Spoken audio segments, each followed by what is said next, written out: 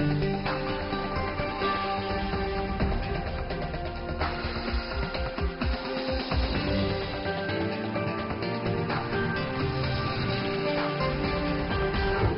today's World Insight, economic gloom after COVID-19 boom, what it means for U.S. companies in China, in the words of the AmCham chairman. 70% of our members reflect that they have no intention to change their investment plans. And tally of coronavirus infections exceeds 3 million. The milestone begs the question, how can nations band together and turn the tide of the pandemic? Demonizing your opponent, or sometimes by exaggerating the flaws and downplaying the virtues of your opponent.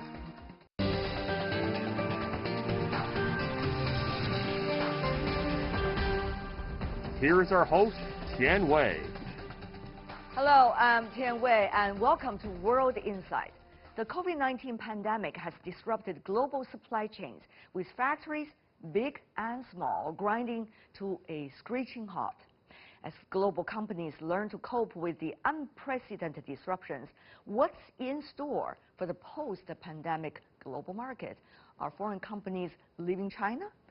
In a recent survey by AmCham China, 70% of the surveyed U.S. companies said they would not move productions out of China. Earlier, I sat down with Greg Gilligan, the chairman of AmCham China. He said presenting accurate data and information like what AmCham is trying to do may help bridge understanding and restore business confidence between the world's two largest economies. Let's listen in. I'm on your newsletter, so I've been receiving surveys one after another. So some of the latest number, please. Sure. Well, first let me just mention the combination of the many surveys that we have are all relevant to one another and how we interpret our situation right now. So every year we do an annual business climate survey. We completed that in November. Now the significance, of course, of that is that it was pre-Phase 1 trade deal and pre-COVID-19. Then, once we had a trade deal in place, we had some additional feedback from members, and then we had the unfortunate outbreak of COVID-19. So we started to do surveys relative to all of these things and then compare the data. The data, however, surprisingly, perhaps, not to me, but perhaps surprisingly to many of our audiences, remains very consistent. One way it's consistent is in American businesses' desire to continue to invest in China, and in fact ranking among the top 3 of global investment destinations. Now naturally, given the trade tensions of the last 2 years and the COVID-19 outbreak, there are modifications to that, and I'd be happy to share some detail. What do you mean by modifications? We can break things down probably into 3 large categories. One is short-term plans and what those plans mean for supply chain and investment.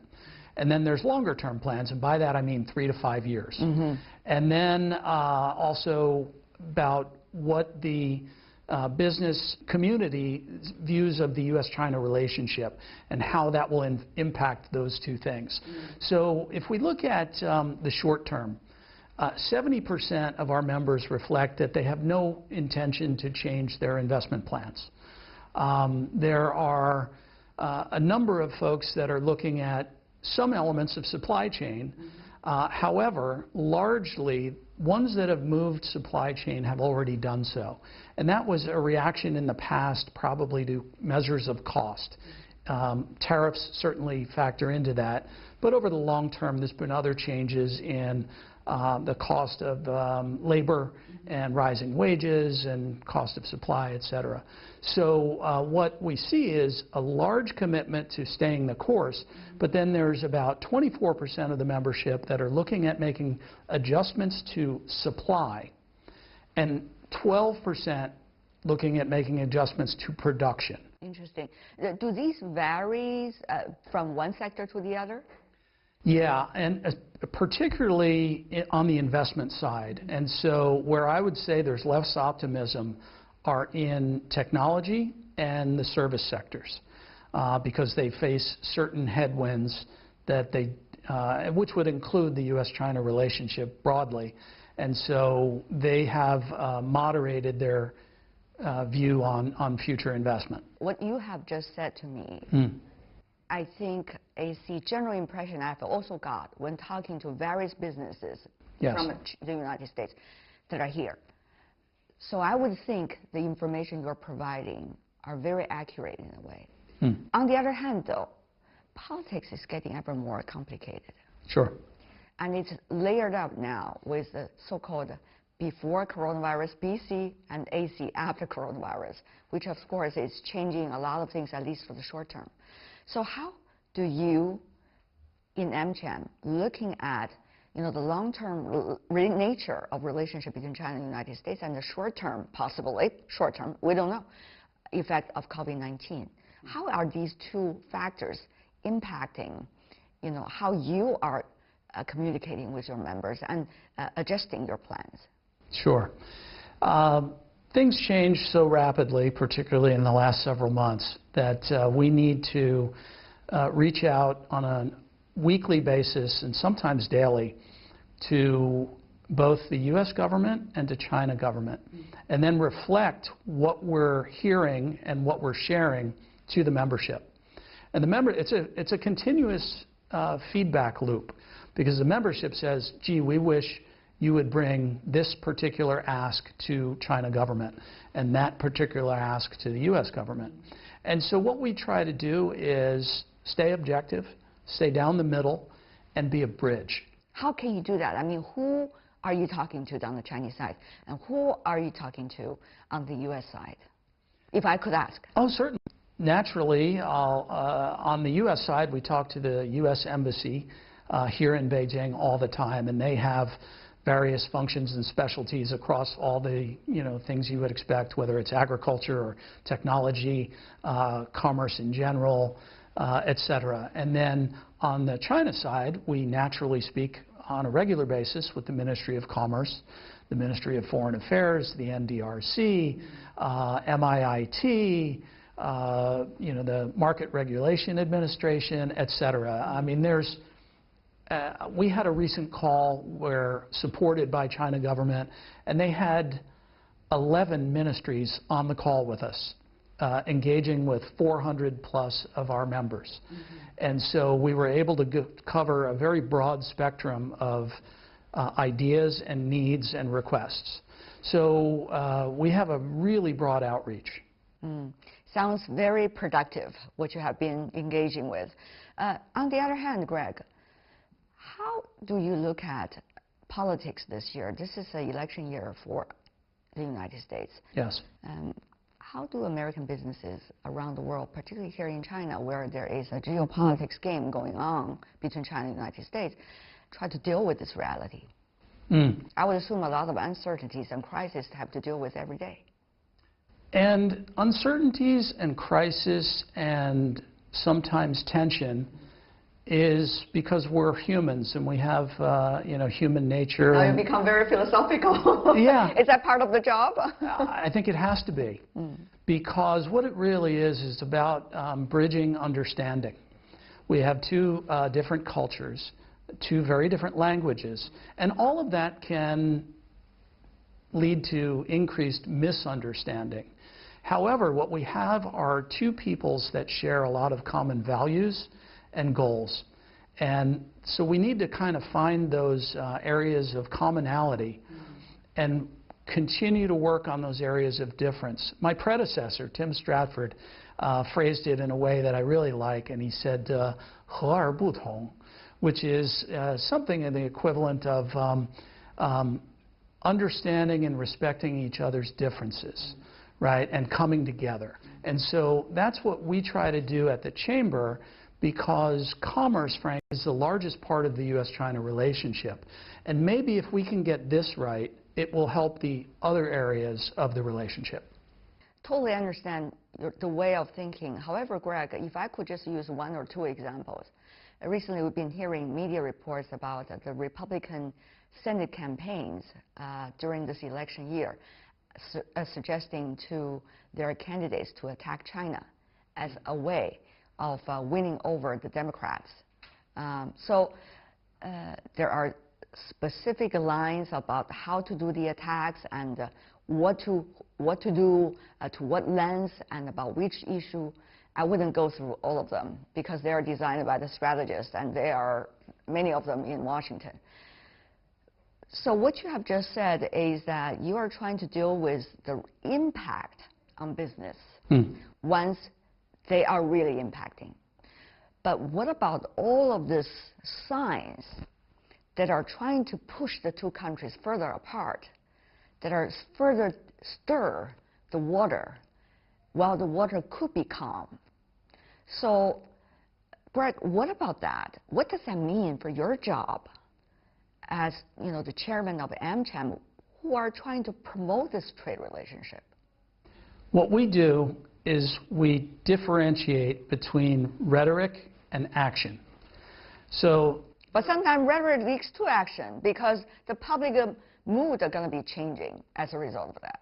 Sometimes rhetoric is very unfriendly, but there's not really any action that's followed up by it. Sometimes rhetoric is very friendly, but there's nothing really supportive in action.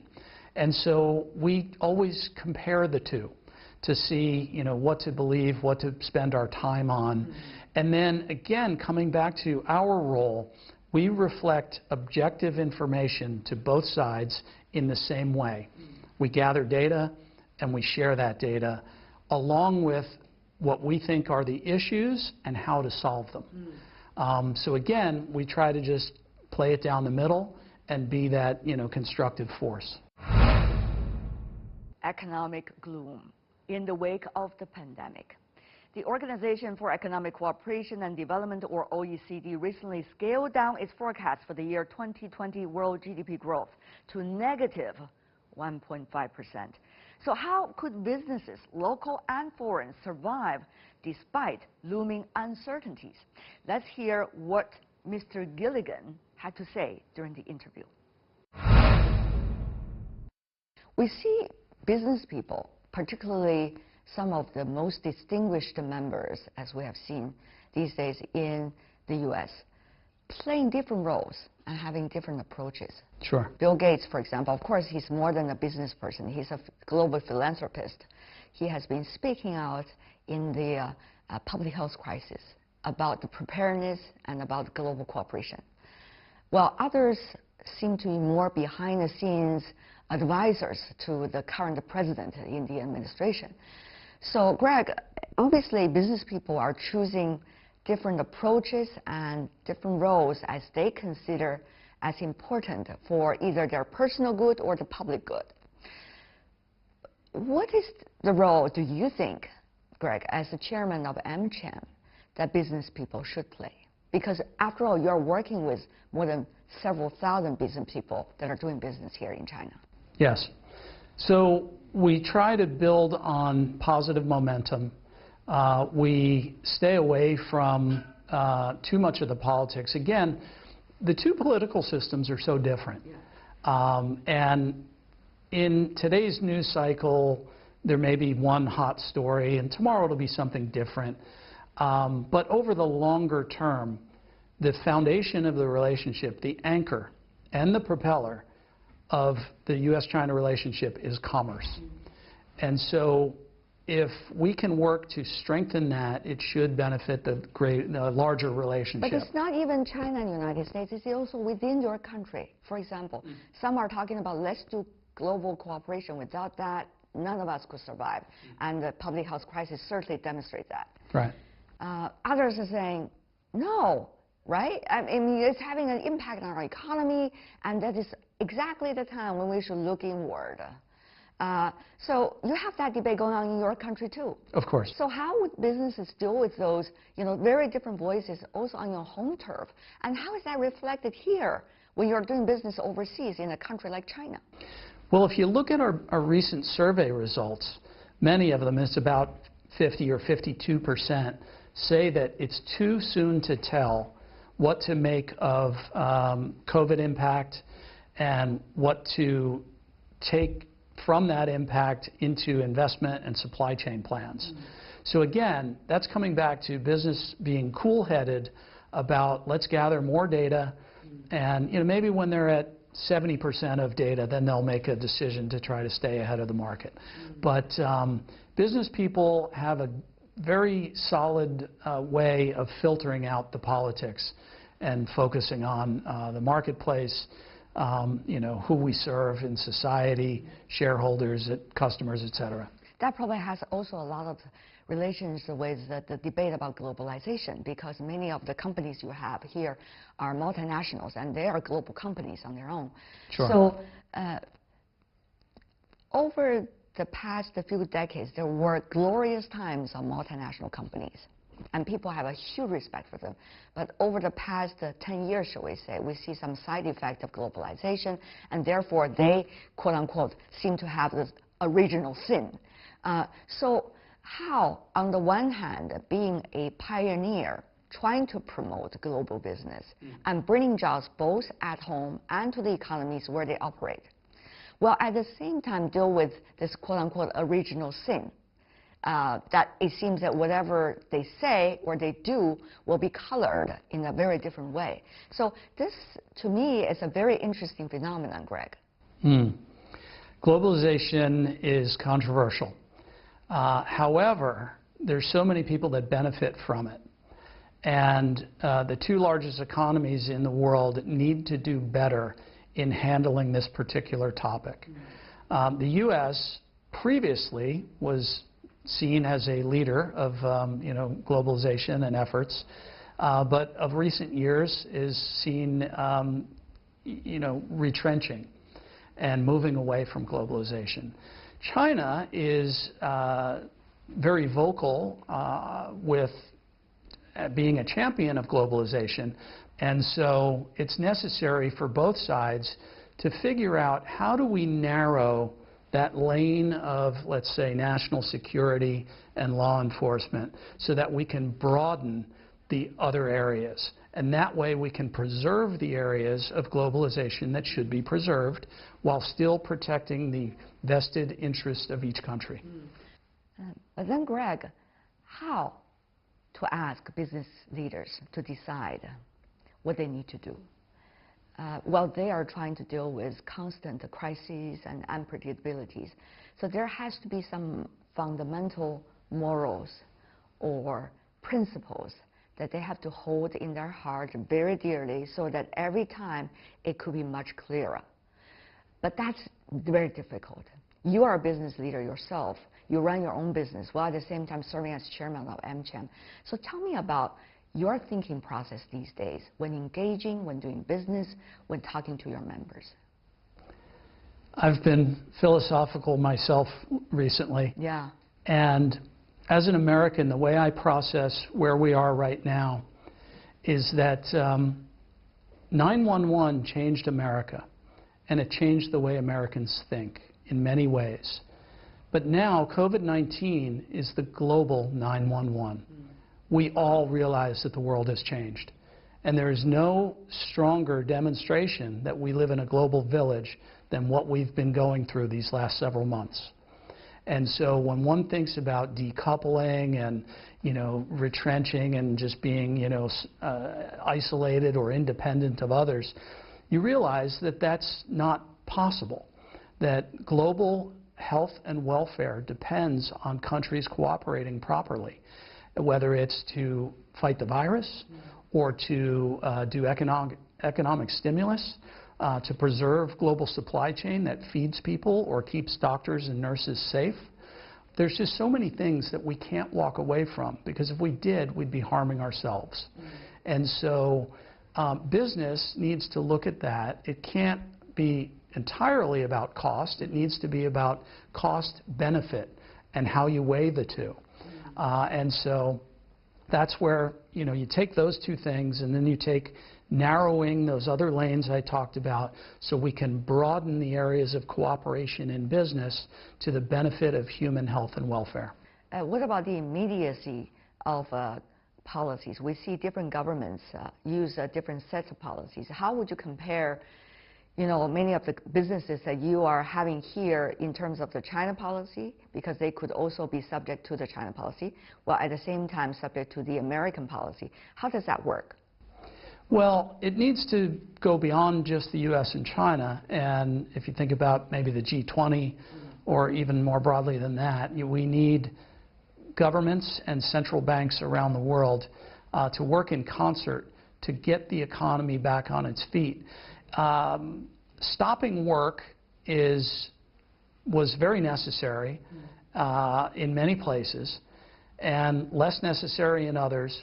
But restarting an economy is much harder than stopping it. And so you can restart productivity and back to work measures, but there's still the demand side. And so right now, people go back to work, they have their employees back, and their factories are running, and the supply lines are up. Where's the market? But that's a measure of cost. And so we need then demand to come back, and demand is going to be that fiscal and monetary policy that supports small business and individuals so that they can actually consume. But will people's needs, in other words, demands, very different as a result of this crisis? There will be a lot of change, of course. Like what you're looking at?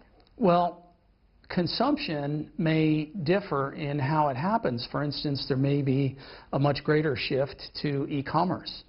Now, China's e-commerce is exceptionally developed, more so, I would say, than e-commerce in the United States. So we'll probably see a very large uptick, and you have seen that in many companies in the U.S. that are in the digital commerce space. In the same way that we saw new opportunity come out of SARS in 2003. I mean, if you look at the growth of, say, Alibaba and Jingdu and others, much of that was driven by, the new reality post-SARS. And so we'll probably see something similar, I would say, in the United States. And that'll create new opportunity. We have a lot of our members, and this is in the service sector, that reflect that previously they always had to get onto a plane or a train to go convince their clients to do something. Now they get on, WeChat or Tencent or Zoom or Skype, whatever, and they have virtual meetings. And their clients suddenly are okay with that and then can move forward. So we'll see a lot of shifting and adaptation in business. Final few questions. Please. How are businesses preparing if there were, knock the wood, but we never know. It's really the virus that you said, a second or the third wave. How would business even survive? It's challenging. More than 40% of our members reflect in surveys that they are looking at cost-cutting measures. Another, it's probably 33%, are revising their budgets entirely. And so, but those are short-term measures. I want to emphasize that that's sort of 2020 related. And then I'll speak again to over the longer term, 3 to 5 years, there's many more people that say, let's stay the course. But there's still a significant sector, and again, this is near half, that say we need more information, it's too soon to tell. So whether that's on the investment side or the adjustment of supply chain, I know supply chain is always so controversial. People want to they want to call the change in supply chain today, but there's not enough information to say that that's coming. Less than 1% of our members say that they're making changes to their long-term supply chain, but there is a solid half that say we're still looking at this. So we need to stay objective and work with the data we have and then continually update it as we do. Our recent surveys we've been doing on a 30-day basis. So as soon as we're done with one, we're preparing for the next one, and then we reflect that. Greg, it's such a pleasure talking to you. I have to say, nobody's jealous of your job these days. Thank you very much. It's my pleasure. Thank you so much, sir. You're watching World Insight. Still to come on our program. As a WHO tally of coronavirus infections exceeds already 3 million, the milestone begs the question, how can nations band together to turn tide of the pandemic? Some answers from a cultural scholar who is familiar with both the East and the West. Right after this.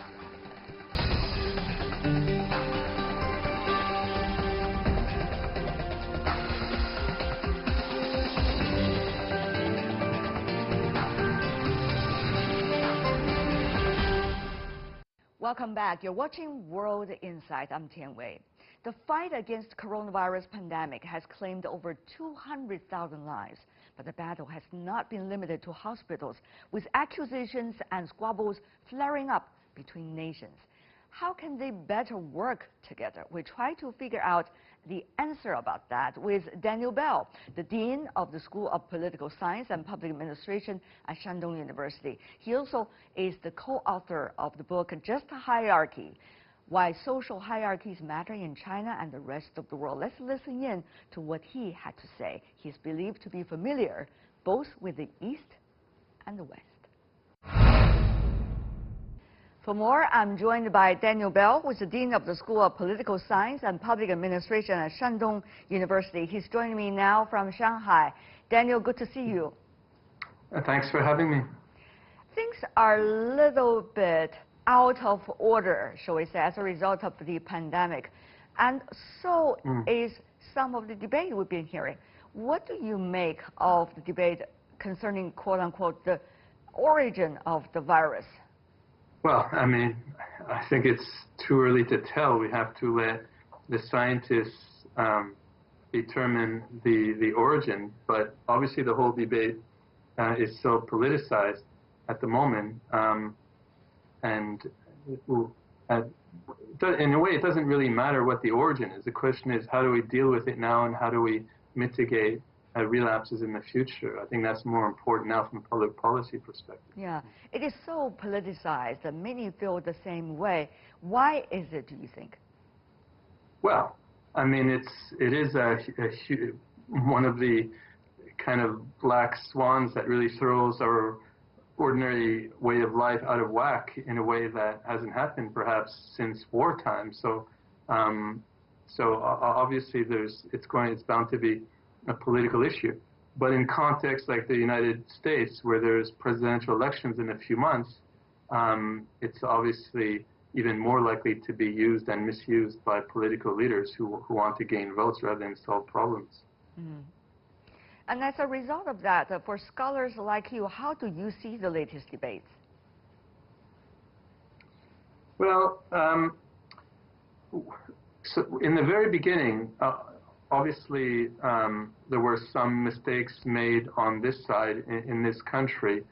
But then once I think the central authorities decided to enact a plan starting about January 23rd to deal with this disease in a very, well, on the face of it, it seemed very draconian, but now it seems like from a health policy perspective, it seems like a prudent thing to do.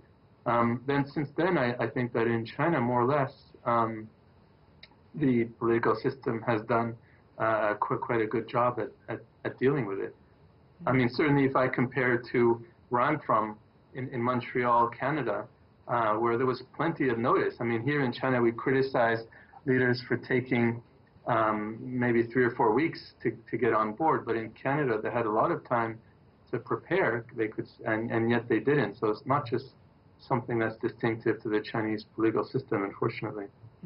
Should China care about these kinds of accusations? I mean, if there's blatantly false information, I mean, at the moment, the most urgent need is to have global cooperation to deal with this pandemic. And if there's demonization of the Chinese political system or of Chinese people that reduces the possibility of that cooperation, then it's something to worry about. So in my case, I was a bit surprised when I saw that a scholar that I respected a lot wrote something blatantly false that portrayed the Chinese government in a kind of immoral light, as though it wanted to deliberately spread the disease abroad. So I wrote something criticizing that scholar. With so much misinformation flying around, how can we expect there will be real communication, as you know, inside China possibly and outside? Most of people are reading very different sources of information, and some of these informations are totally different from one another, even though about the same thing. Well, ultimately, we have to trust the experts. And so again, I wrote a book called Just Hierarchy, and we argue that any modern society needs hierarchies, and we know the ones that are unjust if they're based on race or sex or class. But if they're hierarchies based on knowledge and information or virtue, then we ought to respect those hierarchies. And in the case of information, for example, about epidemics or pandemics, obviously the scientists who carry out rigorous studies are the ones whose views should be respected. So that's one start, by trusting the sources that are published through a rigorous review process. At least we can begin by that. Mm. I mean, when it comes to academics and professional journalists, we expect standards of truth that are maybe higher than for ordinary people who say random stuff on the internet. So if they say something that's blatantly false, they need to be exposed. And as for political leaders, I mean, I think they have a duty, when there's not evidence to support what they say, at least to be cautious and not to spread misinformation. All economies and all countries, all governments have to struggle with a balance of choices. One is social distancing, even lockdown of cities, and people being quarantined. Well, on the other hand, there's always the rights to job, the rights to movement, the rights to enjoy life, right? So what is the best way for this balance? And who is right and who is wrong? When is the right time? When is the wrong time? How to do this balance? Does the ancient philosophy from China teach us anything? Well, Confucianism does prioritize values, and Confucianism is famous for its emphasis on moral education, but whether it's Confucius or Mencius or Xunzi or most of the other great Confucians, they all strongly emphasize that until you have a basic sense of material well-being, or to use modern language, until you kind of overcome poverty, it's very hard to spread morality. So there's a first priority, is to deal with poverty, provide for people's basic material well-being. I think that's another reason why the socialist tradition became so influential in China, because it tapped into this older tradition. And then we can talk about the other stuff. So at least that's one thing that I think Confucianism, and I think the socialist tradition also has right. I mean, but in the case of the pandemic, I mean, it is a political decision how we weigh these different values. That there's no right answer here. I mean, it really depends on how different cultures prioritize different values. Yeah. And because of the importance of reverence for elderly people here, that's how things are going to be done here, and it might not be true in other countries. My conversation with Daniel Bell. Recently, people have been hearing about the National Republican Senatorial Committee in the U.S. has sent campaigns a detailed 57-page memo authored by a top Republican strategist advising GOP candidates to deflect the coronavirus crisis by aggressively attacking China, a blame game to gain political mileage. So on this, Daniel Bell gives his take.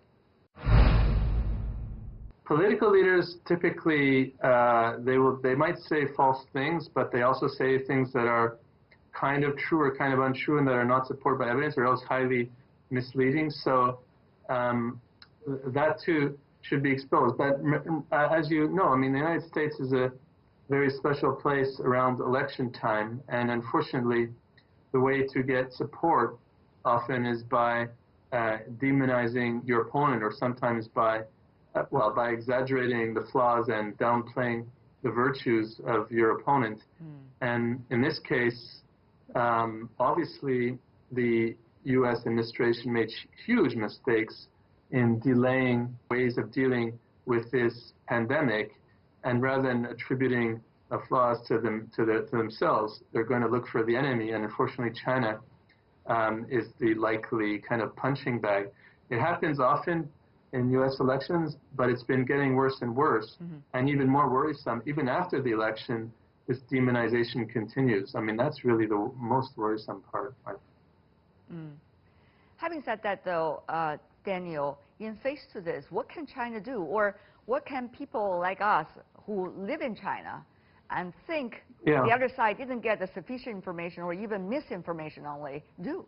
We do have to be humble and meanwhile help countries that are suffering through diverse means, which China is doing already, sending masks and medical aid and so on, and not playing those political games that are being played. I mean, in democracy, there's a very strong reason to play that around election time, but China, you know, for good I mean, the political system has advantages and disadvantages, but one of the advantages, it doesn't have to play, you know, those dirty games in public. So China should aim high. I mean, be humble and try and help other countries that are suffering, and meanwhile try and aim for global cooperation to deal with this global problem. So I think it's possible with other countries, and hopefully in the U.S. will become more rational at some point. Daniel, you know, China has been accused of so many things. I mean, first of all, where the origin of the virus, of course, as we all heard from scientists, the origin of the virus is from the Earth, and therefore the human being as a whole have to deal with it. It's not that anyone invented it. So, secondly, when China tried to go out and try to support other countries by supporting with masks and also huge manufacturing capacity, others say, oh, you're doing mask diplomacy. You're trying to buy your way or masks your way into others' favorable policy towards China. And then there's also the accusation, one sort after another. So it seems that no matter what you do, there would always be negative accusations against you. Some are very groundless. So I just feel confused about this current situation. Do you? Well, I mean, I think more or less there is strong support and gratitude for China when it sends masks and medical help and expertise, and without blatantly seeking anything in return. Again, if it's done in a humble way, there's much less likely to be backlash. And so I'm not so pessimistic. I mean, I do think that in the long term, providing aid to those who are suffering, if it's done in a humble way, is likely to lead to better relations. And not play not join those demagogues who are playing those dirty games. I mean, luckily in China there was a bit of that, but now it's been clamped down. And so I think it's a matter of time. I mean, the most worrisome part now is just in the U.S., where they're in a terrible situation and they're looking for enemies, and it's election time. And if we can get by this period without a disaster, and the next leader is more, let's say, more rational and less likely to appeal to people's worst emotions, then I think that relation could be improved too. How should a country interact with the rest of the world when the West still have this attitude, apparently, of superiority, of ours is always better than yours? Even if you do well this time, it's only a slight chance that you can do well. Ours, however, on the other hand, could always do better. So how would you deal with something like that?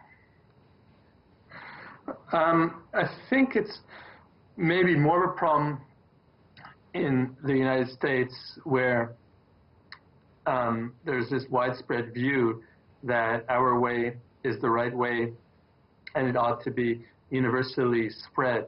I mean, there's more humility in smaller countries like Canada, for example, or in countries like Denmark.